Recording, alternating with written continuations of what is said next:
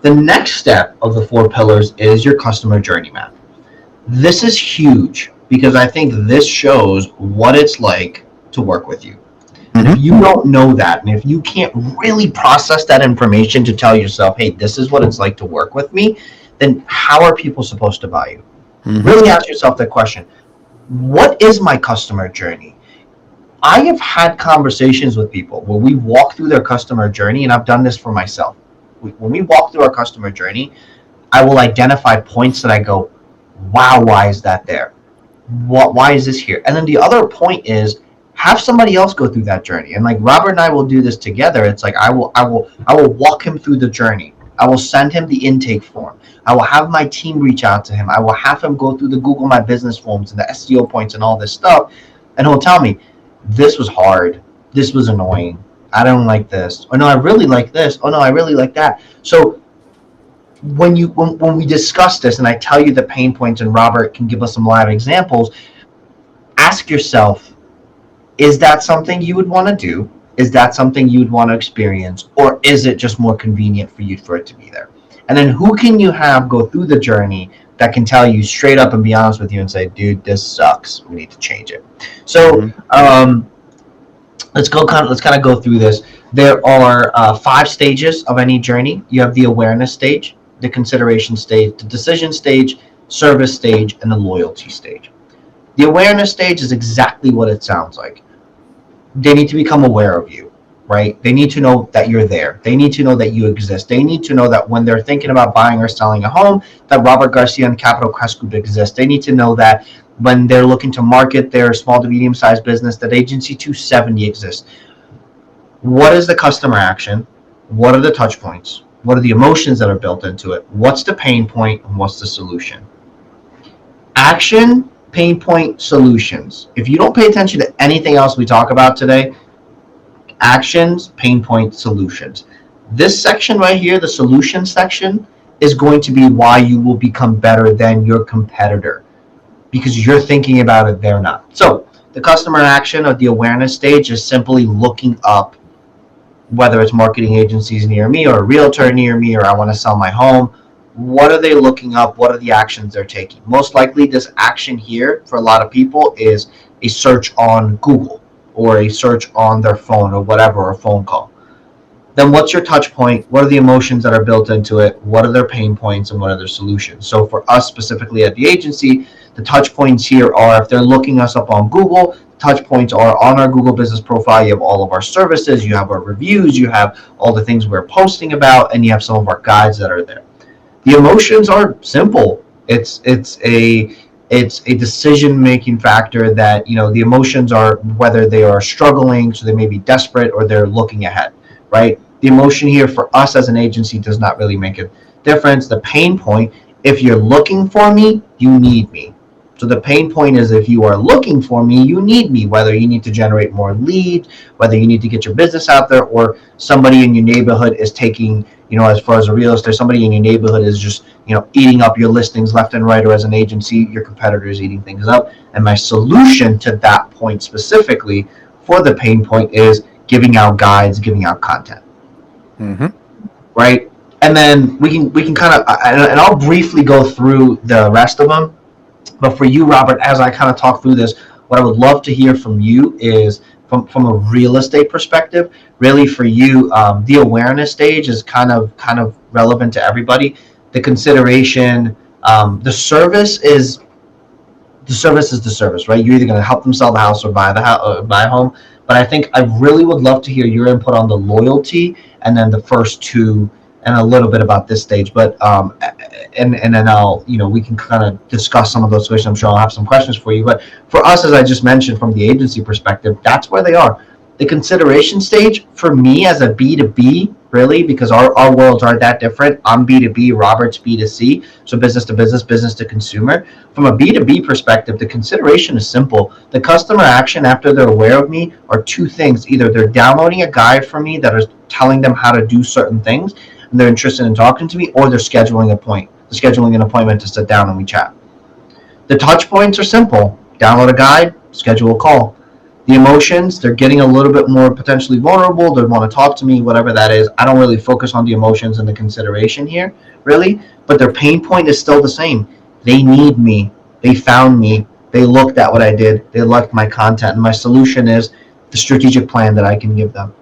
For us as the agency, when it comes to the decision and service, the service is exactly what they want. The decision factor, the biggest thing here for us, and the customer action here is they've scheduled a time. We've sat down. We've done the discovery. They've told me everything about their business that they needed to tell me. The emotions are again kind of getting a higher and higher. Their pain point is still the same: lead generation, getting their business out there, fixing something that's not working. And the solution is the strategic plan, services, whatever they choose, whether it's Google, SEO, all this other stuff. And then loyalty perspective from a business to business is always be in touch with them. I want my clients to always know where their money's going. And I always even say this, and I even say this to clients, honestly, is the no update updates. Hey, listen, I have no update for you this time, but I want you to know we're working hard. Because the last thing anybody wants to know is, I'm giving you this much money. What the heck are you doing for me? So that's kind of our customer journey map. I wanted to just quickly run through it to set the standard of what some examples are. But Robert, for you specifically, from a real estate perspective, talk me through some of these for you. You don't have to go specifically into everything I just went to, but from a high level perspective, tell me a little bit more about some of the things you do at these different stages and how do you identify pain points and solutions? Yeah, it's a really good question, and it's a very loaded one, because the reality is this is industry that is very emotional. It's based on emotions all the time, and sometimes emotions run high, sometimes emotions run low, and you just got to really understand what it is. I was sharing with you earlier that I wrote an offer on this property and my clients did not get it, and they did all they can, even pay above asking price, and they still did not get the property. So do they feel happy about it? No, they're not happy. Do they feel like shall we kind of take a break and not do anything? Potentially they could feel that way, but here's where you have to really come and bring perspective to them to say, okay, so we have to forget about what the noise that is happening. We always have to concentrate on the big thing. So right now what I can say is the awarenesses, consideration, decision, and service, and loyalty, all are just things that you need to really make your clients, for them to understand and know that you have always their best interest at heart, no matter what's happening. So you always have to tell people that they have to make a decision based on what is good for them. But you also, as a realtor, you have to be always very careful all their needs, and their needs change quite often. Their circumstances may change, and you just really have to be very aware of that all the time. It's not always just sell, sell, sell. It's always sometimes, sell, go through the process, check one more time. Hey, it's everything is still is considered the same, especially in a market where things may, a buyer may have to write 4 or 5 different offers. You always have to be careful with their finances. Hey, has anything changed with your finances? It's everything the same. Can we check with the loan officer because the letter is 30 days old? Can we go back and check with the loan officer? Can you imagine that 30-year interest rate? Oh my gosh. Okay, sorry. And then like, for one of my clients has been kind of discouraged. I saw in the news that interest rate went down last week towards the end of the week. So I texted one of the loan officers that I do business with and said, hey, Paul, is it true that interest rates kind of came down? He's like, yeah, actually they did take a dip this towards the end of the week. I said, how big it is? He says, like, half a point. So I went back and said, hey, listen, don't get discouraged. Interest rates came down by half a point. This can be something that it's just a seasonal thing. The Fed did not raise the interest rates, so it may be a hint that they are done with that. And then the job and the employment report, it was not as strong as expected, although the holidays are around the corner, and the unemployment actually went up a little bit. So you have to interpret this data for people. People have no clue of what it means to them. So once you bring these, like, oh really, oh wow, okay, I didn't know that, thank you for doing that, and then people's like, okay, it makes total sense now that what you're doing, and explaining them how it works. I think it's the I think it's the calm in the midst of crisis.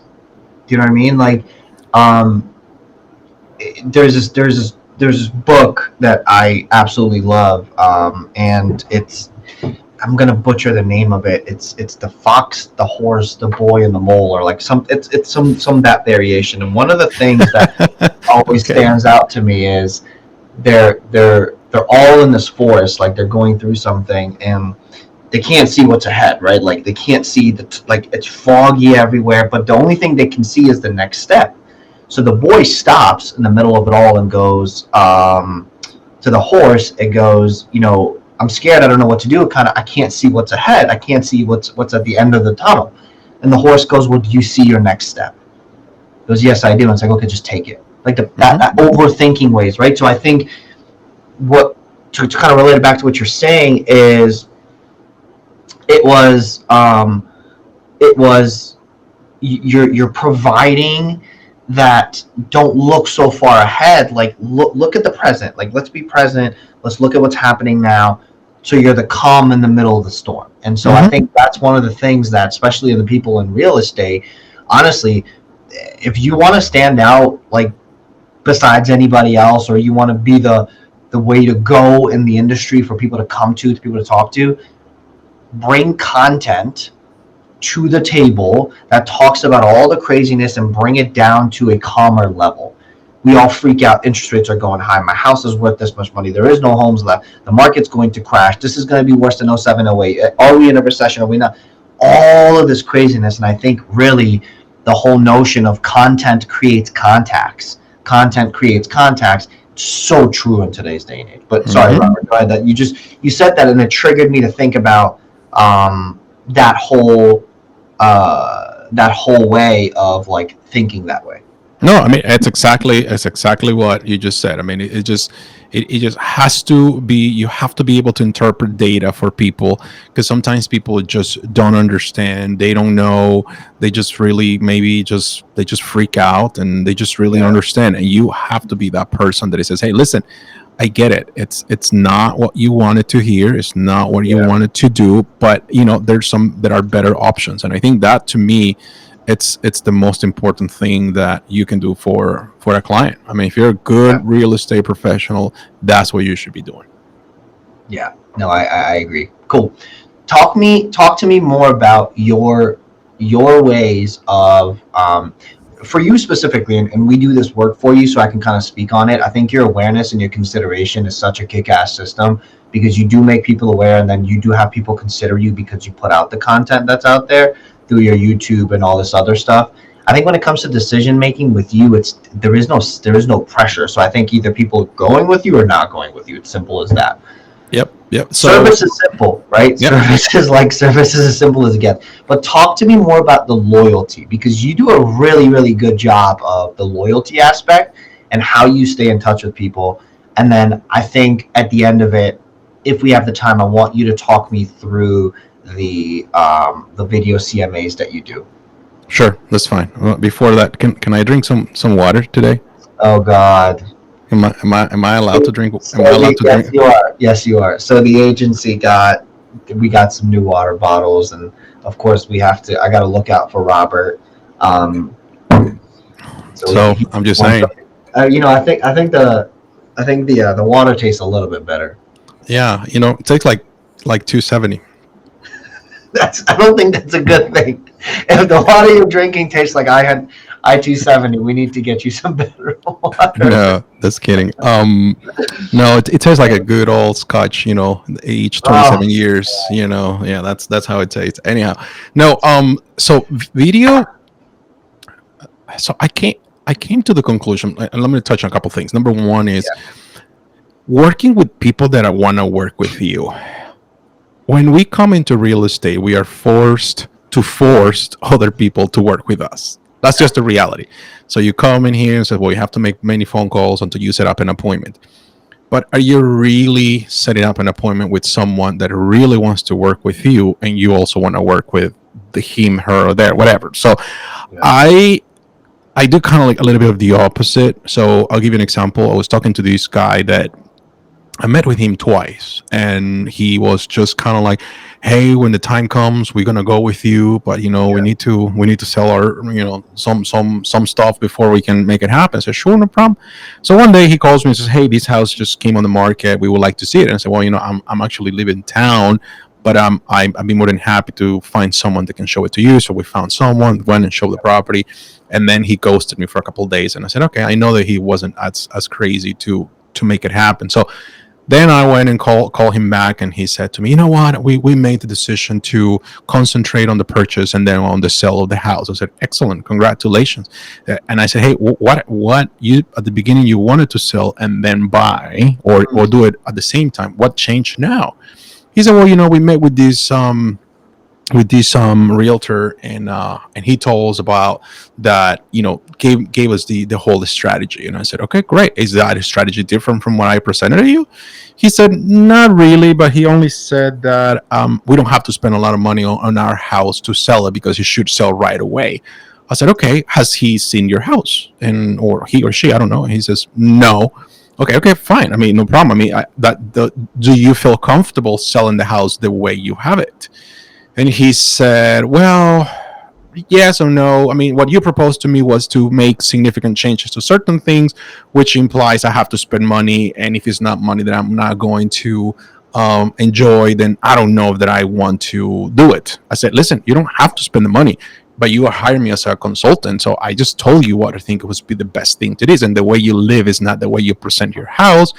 So I want to eliminate the objection." So, some time went by, and I re-engaged with him, and he told me that he's made a decision to go with somebody else. I said, "Hey, congratulations," right? And honestly, I mean it when I said that to the guy. I said, Yeah. "Congratulations that you found somebody else," because I think that you need to really, find the solution for your house. Well, a couple of days ago, he reached out to me, and he said, "Hey, any way that we can start talking again?" I said, "Okay, what happened?" "Well, the other person that we decided to engage, and it's kind of like thought we are going to be working with him. It didn't work out, and he promised one thing and didn't deliver. And you were always prompt on your delivery, right? Loyalty, right? You were always on your delivery of things." So I said, "Okay, we can talk." So what I'm saying to you, and I said, what did change from the time when you decide to go with this person, not with me, and now come with me? And he said, "Well, you kept sending those videos that kind of talk to the situation we are in, and we felt like you kept sending us goodies, even though I kind of like shut you down." And I said, "Okay." I mean, I said, "You didn't do it in a bad way. You never told me stop sending me things. You only said, I think we found a better fit for what we're looking for. And your thing was you didn't want to spend money," which I get it. I listen, that's fine. But Yeah. he said, "Through your educational stuff, we learned that is probably in the best way as the market is changing. I think the other person was more interested in signing us to list their property versus some other things." I said, "Listen, I'm glad you came to that conclusion, because anybody can say I can sell you the property, but not anybody can actually show you how to do it." And I Yeah. said, "Did this person show you how to?" He says, "No, he didn't." I said, "Okay, well, that's the proof." So Yeah. education is the most important thing that you can do for a lot of these people, just to educate them on how to they need to prepare, whether it's to buy, to sell, doesn't matter what you to do it. So I took it upon me and to start producing content so that I can educate people to how they can prepare for sale, for purchase, and so on. And it's been actually quite a big blessing for my business, because a lot of people say, "Yeah, we've seen your videos on YouTube. They're pretty cool. Yeah. Can you talk about these things?" And I said, "Sure." So they even giving me topics for me to talk more about other things, which I really enjoy. So that goes to kind of like what you were just telling me right there. I don't know if I know I told a bigger story than you guys No, that's expected, but good. No, it's I, just to I, I kind think of give you an idea. no, I think it's good because I think you reiterated the idea of loyalty, right? Like you're talking about the sense of loyalty that they had to you, even though there was somebody else present in the conversation. And I think again, it goes back to the content creates contacts idea Hmm. that I was talking about.